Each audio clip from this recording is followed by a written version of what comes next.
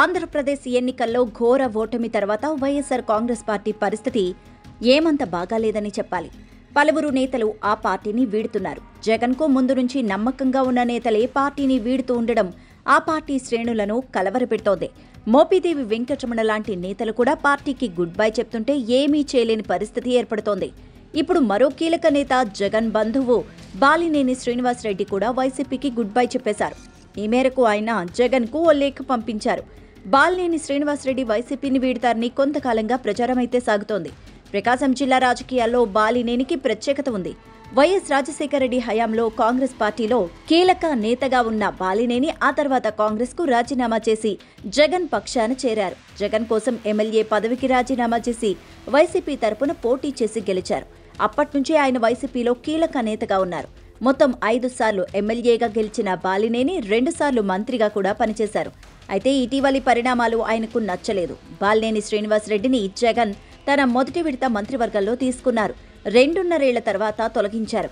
ఇది ఆయన అసంతృప్తికి కారణమవుతోంది.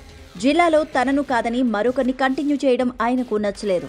ఆ తర్వాత జిల్లాలో తాను అధ్యక్షుడిగా ఉన్న ఇతరుల జోక్యం చేసుకోవడం, తనను డమ్మీని చేయడంపై బాలినేని పలుమార్లు అధిష్టానం దృష్టికి తీసుకువెళ్లారు. అయినా ఉపయోగం లేకుండా పోయింది.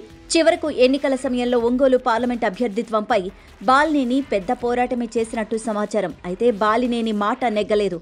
ఎన్నికల్లో ఓడిపోయిన తర్వాత ఈవీఎంలపై బాలినేని ఫైట్ చేస్తున్నారు. ఈ పోరాటంలో కూడా పార్టీ నుంచి పెద్దగా సహాయ సహకారాలు అందలేదనే చెప్పాలి.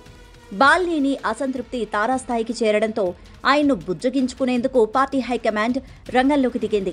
జగన్ ఆయన్ను తాడేపల్లి పిలిపించుకుని మరీ మాట్లాడారు. ఆ తర్వాత హైదరాబాద్కు విడుదల రజనీ పంపించి నచ్చచెప్పే ప్రయత్నాలు చేశారు.